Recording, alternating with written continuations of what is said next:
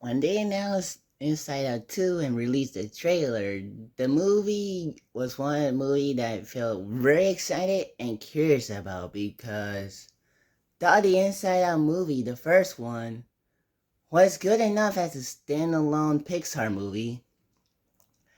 But I guess they wanted to explore new things of how Riley would go when she gets older, and where in this movie she'll become a teenager. And I think that's kind of an interesting idea. And so today I want this June until the 14th when Inside Out 2 comes out. I want to do something similar I did with Wish, where it's like watch and review a movie and one extra show for its excitement and journey to it. And this one, it will be the journey to Inside Out 2. Begin the intro. Orange? Who made the console orange? Do I look orange? I didn't touch it. Orange is not my color. Not me. Hello? Oh my gosh, I'm anxiety.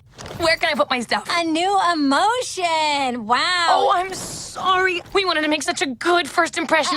What do you mean we?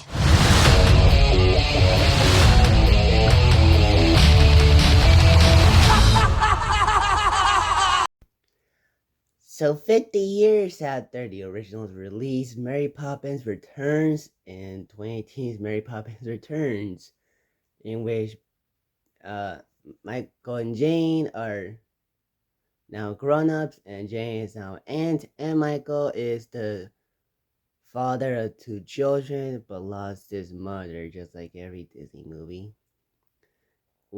And the three kids are now being taken care of mostly by Mary Poppins, now played by Emily Blunt. And they go to different adventures, and twice in the cartoon worlds. And they meet up with Jack, who I think was the one played by Dick Van Dyke in the original, but now it's played by a different person. And he still has the same. I do like how these actors still had some of the spirit of the original actors. I thought the original was a harmless and very entertaining movie. I do like how the movie was about, and the music of it, and the characters and the animation was spectacular in the original.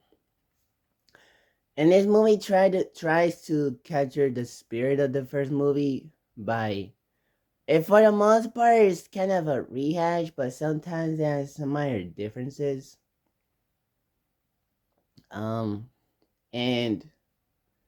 visually, the film looks spectacular. I really love how the cinematography and the camera it looks in the movie. It looks amazing, and the animation is really good. It's upgraded a little bit. And it's nice to see more hand-drawn animation back in 2018. And I do like the music in this movie. I do like the score of it, which is still composed by Richard Sherman from the original movie.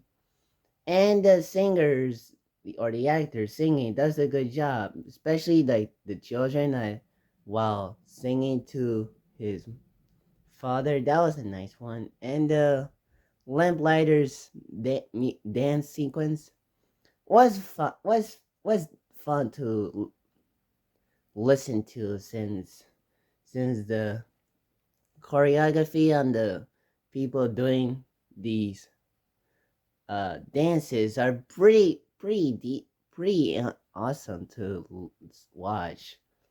And I do think Emily Blunt is a very good new choice for Mary Poppins, though.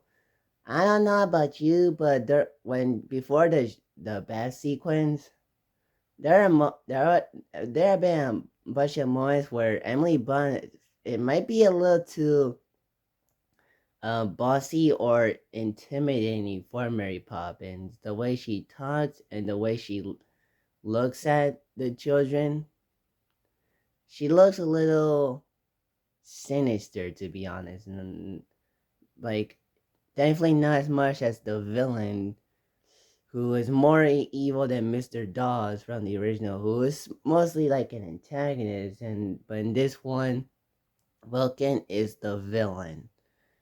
And he is I don't care about him that much because other than the chasing, which on the one hand it was a very interesting chase, but it doesn't fit Mary Poppins. I was watching it and it didn't feel right to be in a Mary Poppins movie. It should have been better off with in another movie because putting like action in Mary Poppins doesn't feel right because the first movie didn't need any action, did not need any villain.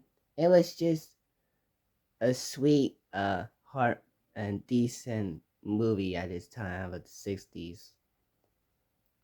And but for the most part, the bad guy is just and it's just like a sinister, uh, bank owner who is kind of like doing like the evil hand fingers thing, if you know what I'm talking about.